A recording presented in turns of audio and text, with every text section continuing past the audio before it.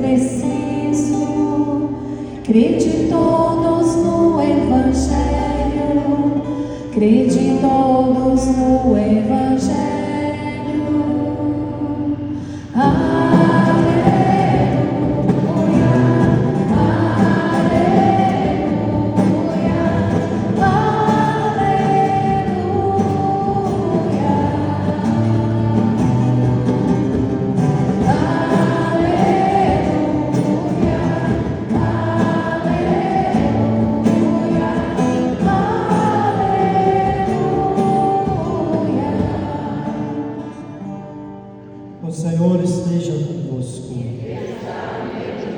Proclamação do Evangelho de Jesus Cristo segundo Mateus.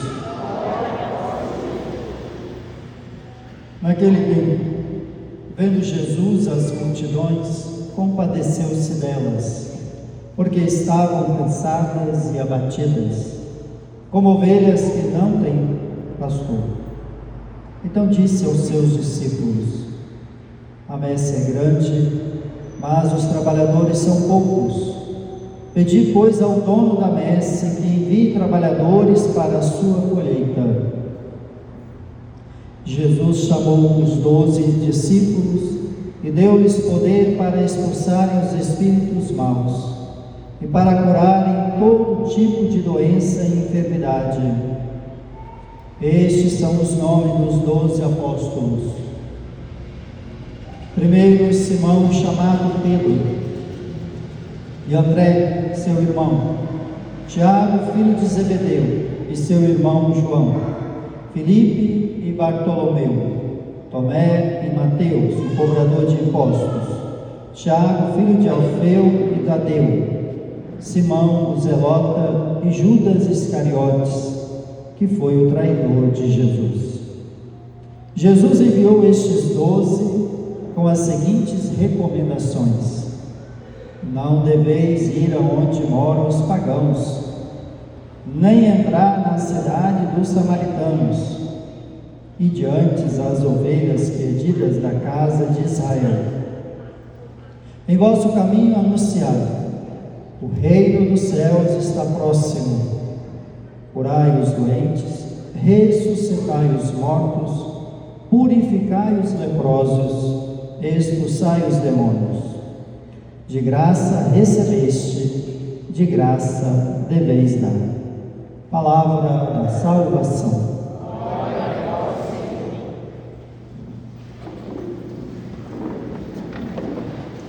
Caríssimos irmãos e irmãs da comunidade Santa Clara, aqueles também que nos visitam nesta noite, celebramos hoje o 11º domingo do tempo comum. Talvez, se pudéssemos fazer uma síntese das leituras e do Evangelho, nós diríamos que a vida cristã é missão, é uma perene missão. Assim, então, nós poderíamos também afirmar que a vida da comunidade é missão. A vida de todo batizado é missão. A vida daqueles que estão inseridos nos trabalhos pastorais é missão. E a liturgia da palavra nos traz, já na primeira leitura do livro do Êxodo,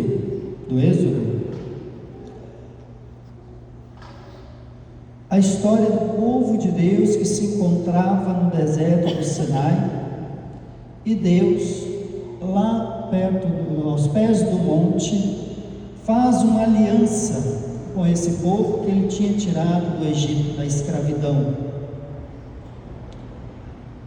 É uma aliança a qual o povo seria para ele reino de sacerdotes e uma nação santa. A iniciativa é de Deus. Sempre. Na nossa vida também, a iniciativa vai ser sempre de Deus. Agora, como nós iremos responder a essa iniciativa de Deus que faz a diferença? Aqui, esse povo que foi escolhido como um reino de sacerdotes e uma nação santa, era um sinal para as demais nações de que aquele povo não somente era o povo escolhido, mas também se tornava um sinal da aliança a qual reconhecia o amor e a santidade de Deus.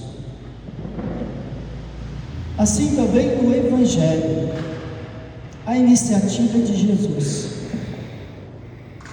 Jesus, no Evangelho de Mateus, que acabamos de ouvir, ele tem a iniciativa de ver as multidões.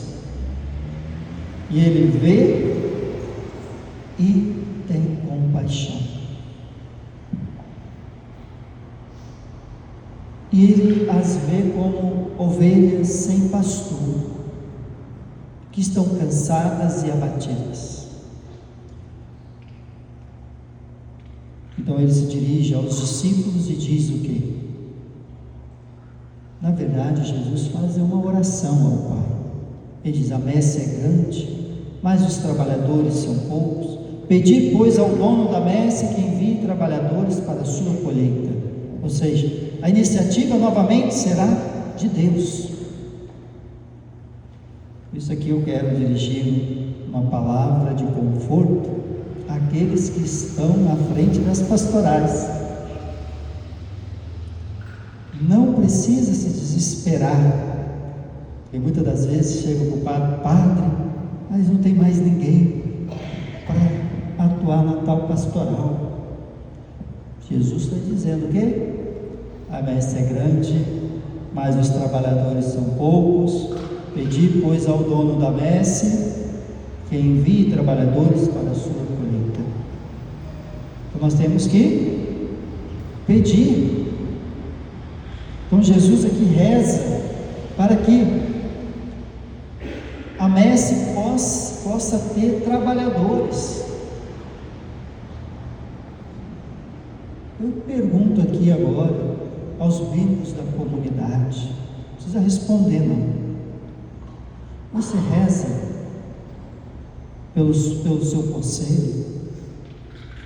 Você reza pelos catequistas da comunidade, os catequistas que têm a missão de catequizar, de inserir na fé cristã os seus filhos, seus netos? Reza pelos ministros que têm a missão de ir visitar os enfermos e levar a Eucaristia? Você reza pelo corpo litúrgico da comunidade, a equipe de canto, os leitores, a animação litúrgica, pastoral da acolhida e demais outras pastorais que a comunidade tem, para fortalecer esse trabalho, que é um trabalho missionário, que fortalece a comunidade de discípulos missionários. E aí tem 3 dimensões da missão. Tem o de se colocar, eu vou, eu me lanço, eu vou servir numa pastoral. Mas se eu não tenho condições, as minhas forças, o cansaço, já estou abatido da luta, da minha história, então eu vou rezar para que de fato a comunidade tenha sempre trabalhadores na vinha, trabalhadores na messe, porque a messe é grande. Mas se eu também se a oração ainda é pouco, eu vou também trabalhar para manter essa comunidade de discípulos. E aí entra a dimensão da oferta, do dízimo, daquele trabalho que vão trazer recursos para manter o ambiente litúrgico, manter os trabalhos pastorais. Depois de rezar, então Jesus envia os discípulos e ele chama os 12 discípulos, né, Pedro? Quando estava proclamando o Evangelho, aqui diz, né?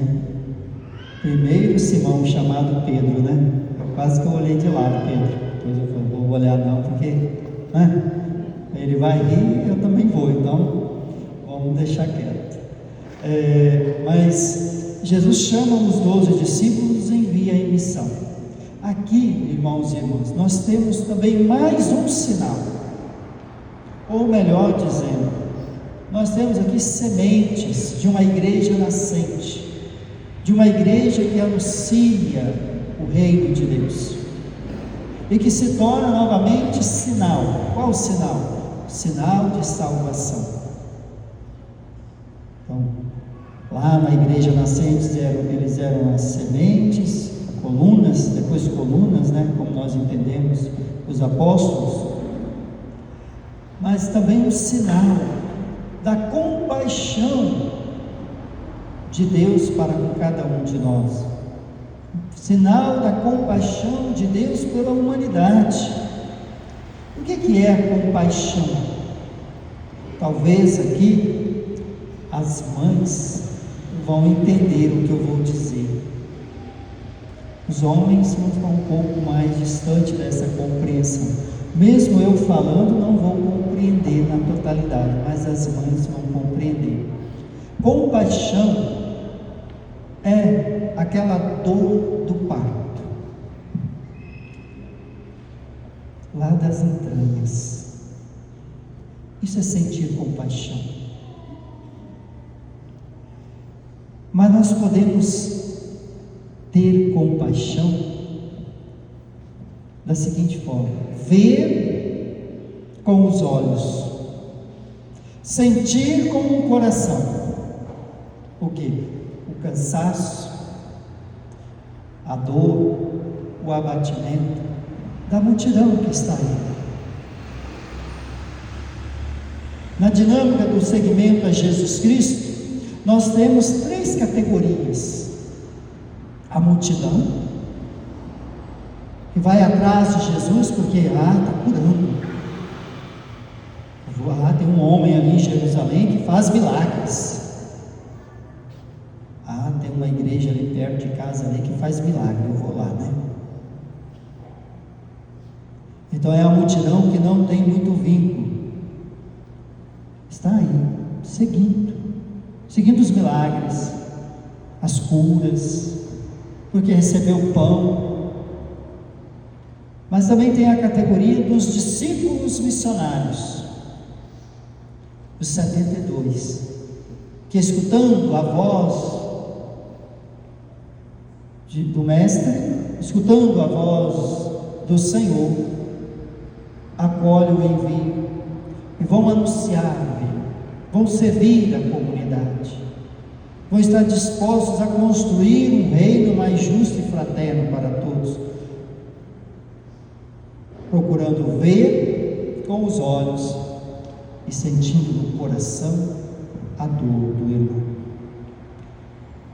Tem também a categoria dos apóstolos, mas aqui nós batizados ainda temos que dar muitos passos, né? Porque hoje nós temos quem são os apóstolos, são os sucessores dos apóstolos, são os bispos, né? Então, com certeza, nós que estamos aqui, talvez entre aqui um jovem, talvez que esteja aqui, né? Quem sabe um dia não chega despertando a sua vocação, né? Possa chegar a ser também um dos sucessores dos apóstolos, né?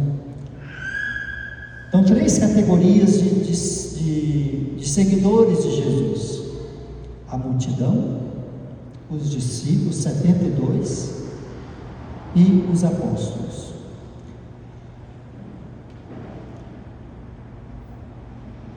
Mas a comunidade, e eu disse que se lá no deserto o povo era um sinal, o povo da aliança era um sinal para as outras nações de que Deus tinha feito uma aliança com um povo, e esse povo era um sinal do amor e da santidade de Deus. Se no Evangelho eu disse que os apóstolos, os 12, eram um sinal de salvação, sementes de uma igreja nascente, de uma igreja que nasce para anunciar o reino de Deus, a comunidade. Por isso Paulo, na segunda leitura que ouvimos, ele vai falar da comunidade. A comunidade que também é um sinal, que tem como essência a fé. E a fé em Jesus Cristo e o anúncio da salvação. Paulo lembra que a prova de que Deus nos ama é que Cristo morreu por nós, quando éramos ainda pecadores. E aí ele termina dizendo assim: nós nos gloriamos em Deus por nosso Senhor Jesus Cristo. É por Ele que já desde o tempo presente recebemos a reconciliação. Veja, a prova que Deus nos ama é que Ele nos reconciliou com amor. Por isso a comunidade de fé, a comunidade dos discípulos missionários tem que ser um sinal do amor e da reconciliação de Deus. Esta comunidade de discípulos missionários deve ser sempre um sinal deste amor, daquele que morreu por nós, quando éramos ainda pecadores. Muitos, e Paulo lembra disso, que para muitos a cruz era loucura, mas para nós a cruz não é loucura. A cruz é o sinal do amor de Deus para conosco. Tenhamos isso hoje, irmãos e irmãs, nessa liturgia, em que a vida cristã é uma perene missão. Sinal do amor e da santidade de Deus, sinal de uma igreja que anuncia o reino de Deus e que sente compaixão dos nossos irmãos e irmãs. Louvado seja nosso Senhor Jesus Cristo.